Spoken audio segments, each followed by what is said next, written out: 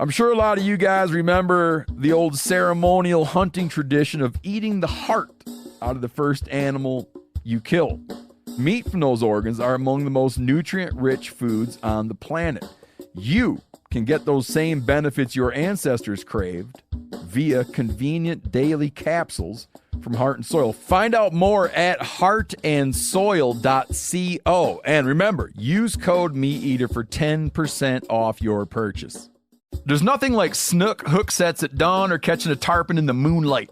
Find your next fishing trip made easy on fishingbooker.com and experience the magic of the Sunshine State or any other destination on your fishing bucket list. Book a blue water adventure in search of sailfish or go snapper fishing with the kids. With over 6,000 captains and trips to choose from, planning your next one just got a whole lot easier. Download the Fishing Booker app on the Google Play or App Store or visit them online at fishingbooker.com to book your trip today.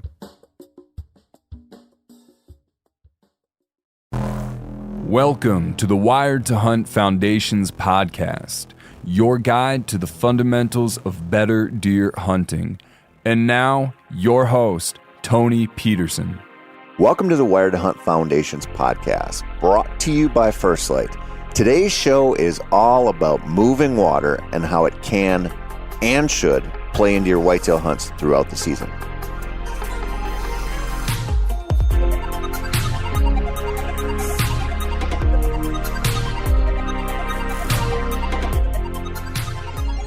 Last week on this podcast, we switched gears from nonstop scouting to talk about hunting strategies built around standing water. I mentioned many times how I love hunting deer on water patterns, and that's true. I'm not lying to you. But there is nothing I love more than when I've got a chunk of deer ground to work with that has a stream or a river flowing through it. That's dreamy stuff for so many reasons, and many of which you'll hear about on this show. Pull on your knee highs or your hip waders and get ready to hear a strong case for hunting flowing H2O.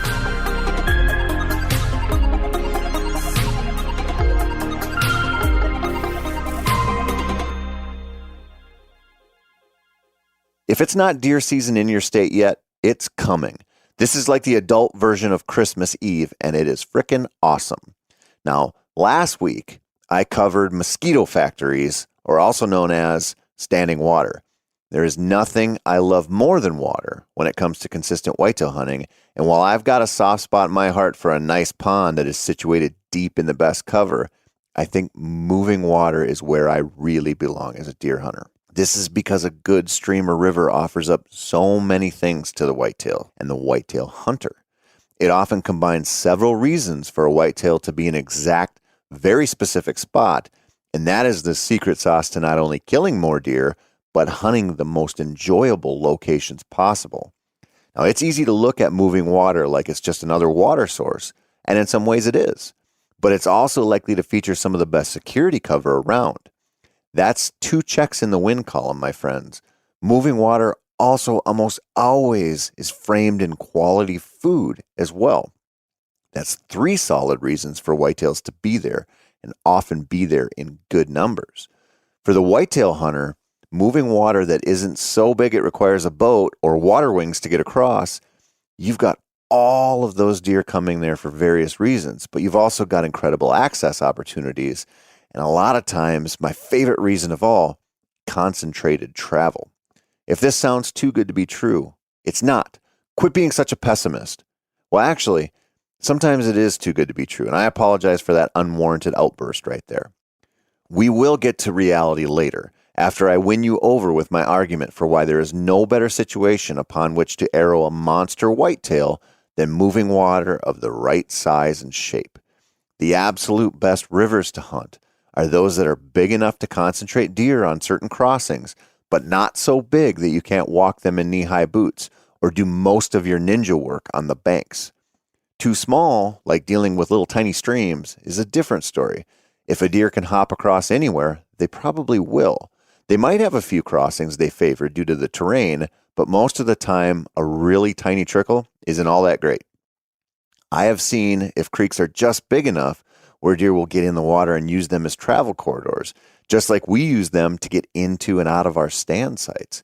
That can be an asset, and was something I ran into in Nebraska a few years ago while trying to arrow a velvet buck. The stream running right through a chunk of public land I was camped on was maybe ankle deep at its deepest point. At its widest, between the banks, we were talking maybe 20 feet.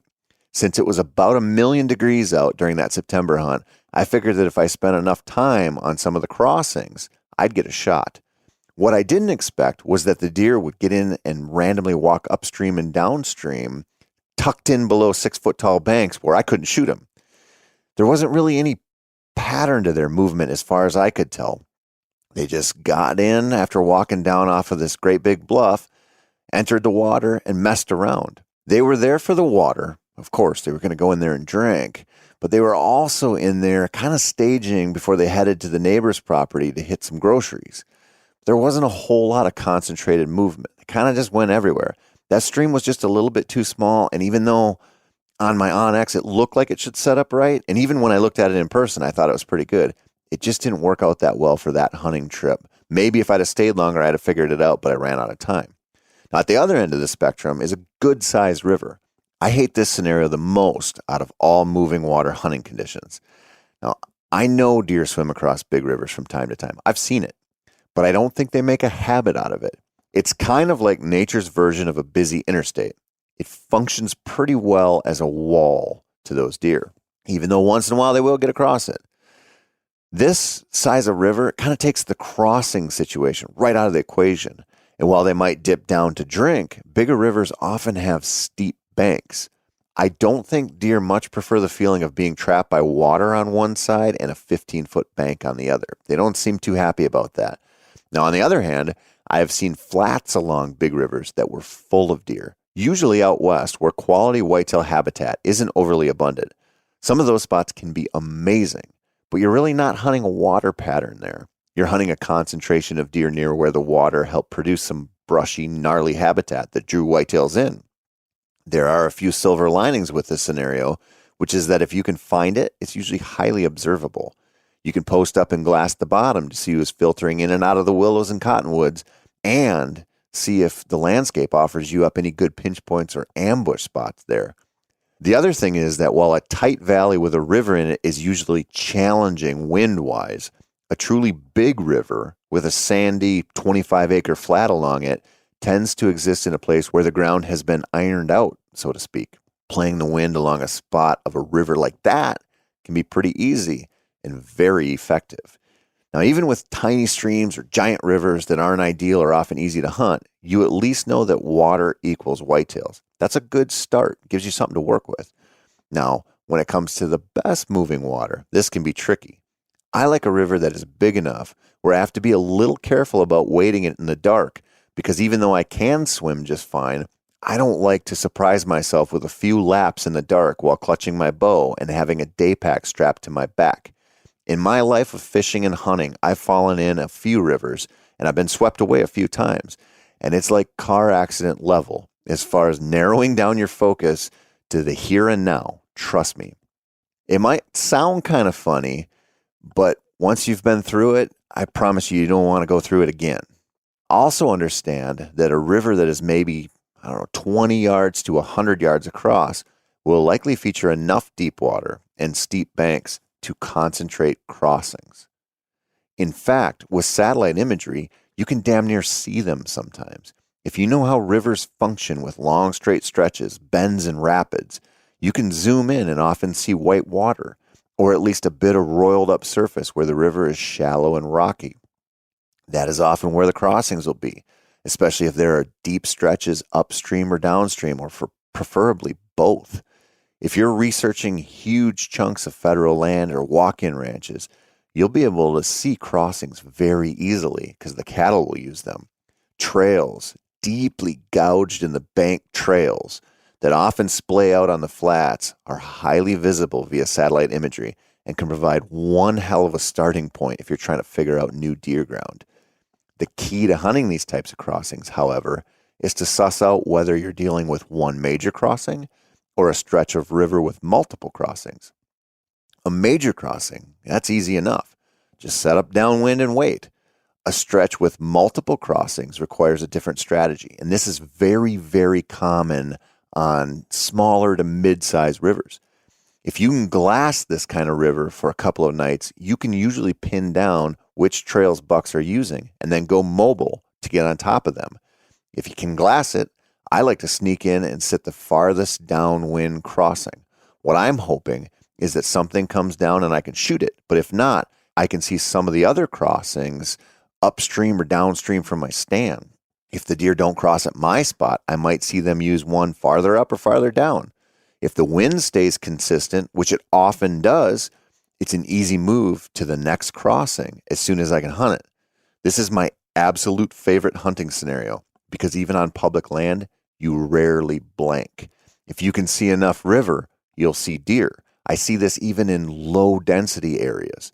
You also get actionable sightings and clues from the deer on a daily basis, which gives you the confidence that you're in the game every day.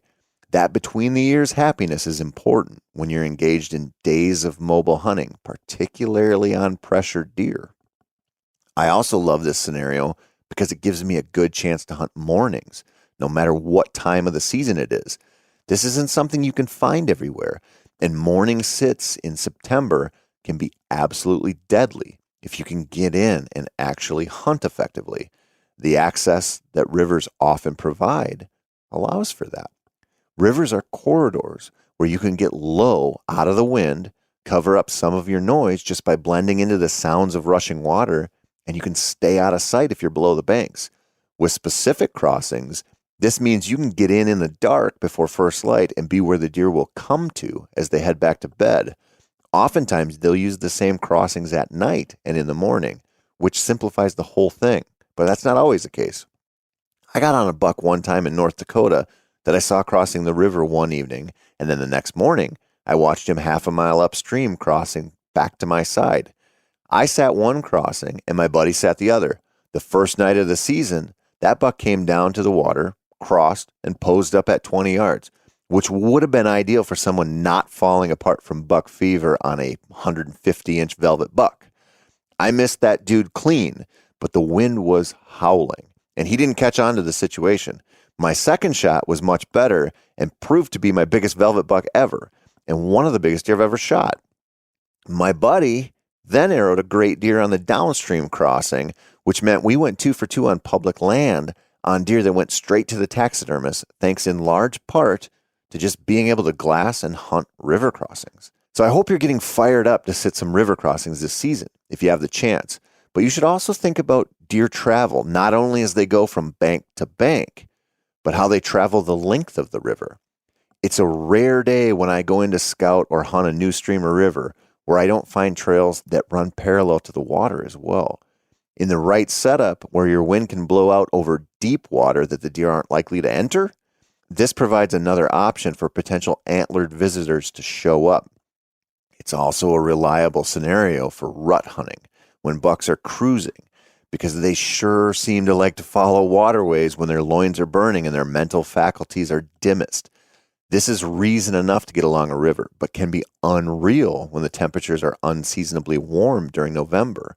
Do you remember back in 2016 when much of the early November rut was just stupid hot? I do, because I was in a tent in Nebraska trying to arrow a public land buck. My usual strategies were proving unbelievably turd-like, so I figured I'd head down to the trout stream that bisects the property and play the water game. What I didn't expect was that I'd encounter a microclimate at the bottom of that valley that was just a bit cooler than everywhere else. I also didn't expect to set a stand up in a t-shirt and spot a cruising buck within a few minutes of settling in. That gnarly 6x4 was the most miserable looking buck I've ever seen. But he had to cruise because it was early November, and he did it in 75-degree heat. His mouth was literally hanging open, and his lips were covered in froth. But he was out there looking to pass on his genes, and I was lucky enough to put an end to his reproductive dreams, and it was again because of a river, but not necessarily due to a crossing. Now, I'm telling you about my wins in the whitetail woods when it comes to hunting moving water, but really, there are no perfect scenarios out there. The downside to playing this parallel travel is that due to the nature of valleys where rivers tend to exist, so too does an often unpredictable wind pattern. Whether it's blowing up or down the valley, you'll often find the wind, regardless of forecasted direction, will get into the valley with the river and take your scent upstream or down, swirl around. That means that anything coming from the wrong way on that parallel trail has a chance to get a snoot full of danger. Think about this when you're eyeballing your setups. I often find myself in stands right over the water, in trees that are rooted in the banks. This puts me inside the parallel trail and hopefully within shooting distance of the best crossing. Sometimes it puts you in shooting distance of the parallel trail on the opposite bank as well, which is another check in the wind column. And with the right wind, I've beat the deer coming straight down to the water in these scenarios, but also traveling right along it on both sides. Of course, you might not have a perfect tree for this, so you have to make some concessions sometimes. Oftentimes, it's best to just sit on the ground and tuck into a deadfall or deep below a steep bank. And this might sound stupid, but I've hidden right below where the deer are likely to walk in spots where the bank has fallen away and created little hidey holes. You feel stupid in these spots, but the deer don't have much of a chance to smell you, and they're not going to see you. Or if they do, it's too late for them because they're already down on the crossing. Another rough situation while hunting moving water happens when you're looking at satellite imagery and you're seeing everything you need to see to know you got a good hunt coming up. The water is there, the potential crossings are there, and the trees are there for you to set up in. But when you walk in to hunt for the first time, you realize the trees are 47 times the size that would fit your stand or your saddle strap, and you've grossly underestimated your ability to read cottonwoods via satellite imagery. This happens on away from home trips, and it's just one of those situations you have to adapt to. For anything closer to home or anything you've got the chance to scout in person, this shouldn't happen. You should already know where your best stand trees are and the best crossings, so you don't run into any surprises like this. On those away game hunts, it's also important to note that regulations surrounding water vary greatly from state to state. You might live in a state where legal access exists between the banks or the high water mark, or you might have to get into the water at a legal access point and not get out until you're on land you can hunt. You might realize that the state you're heading to has very strict water access rules and that the landowners own the surface water and anything beneath the surface, meaning if you wade in, you're in trouble. Some states treat navigable water as a resource that anyone can use, others don't. In some cases, you might need to use a kayak to get to your hunting grounds. This has become more and more popular lately and can be an excellent means of navigation. It's stealthy, fairly quick, and while somewhat of a pain in the ass in general, also one hell of an option if you have the right situation. If you don't have a kayak, you might just consider hip or chest waders as well if the knee highs won't cut it. I've done both, and here's a note of caution. I'm not sure which one I hate more. If I can't just use knee-high boots, it's almost not worth it for me to hunt, unless I just need to cross maybe one time. Maybe it's just me, but I can't put on a pair of waders without immediately filling them with water. I also can't pour myself a cup of coffee in the morning without spilling some of it, or point out when I think my wife is wrong, despite the fact that I've had 20 years to learn that there will be consequences for it. You're probably better at life than me, so maybe you can make waders work if you need to in order to get to a river crossing.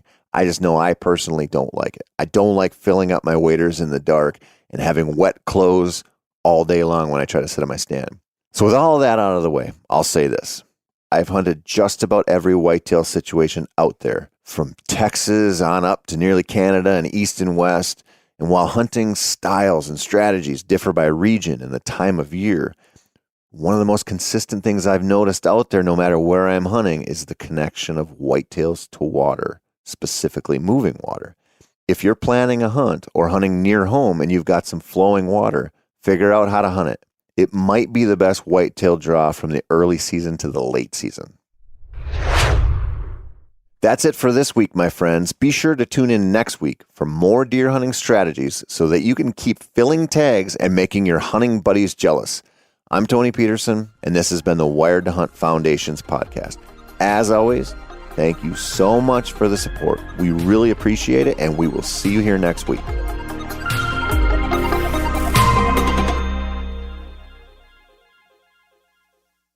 I'm sure a lot of you guys remember the old ceremonial hunting tradition of eating the heart out of the first animal you kill. Meat from those organs are among the most nutrient-rich foods on the planet.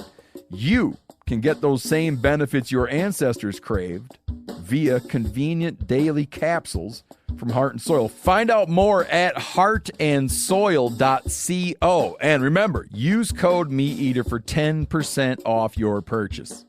Hey everybody, listen up. I got mega huge news. MeatEater Live is heading back out on the road.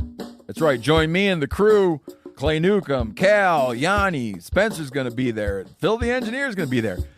MeatEater Live headed back out. Now, when you get every ticket, okay?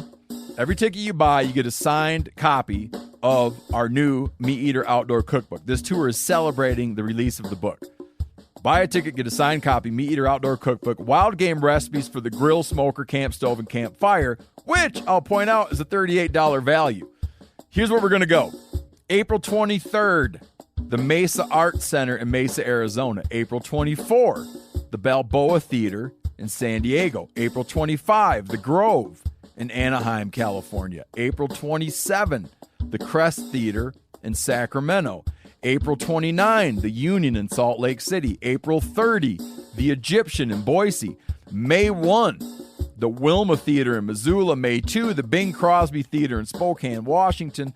May 4, Revolution Hall in Portland, Oregon. And May 5, the last day of the tour, Pantages Theater in Tacoma, Washington. For tickets and more information, visit the events page at themeateater.com. Hope to see you at the show.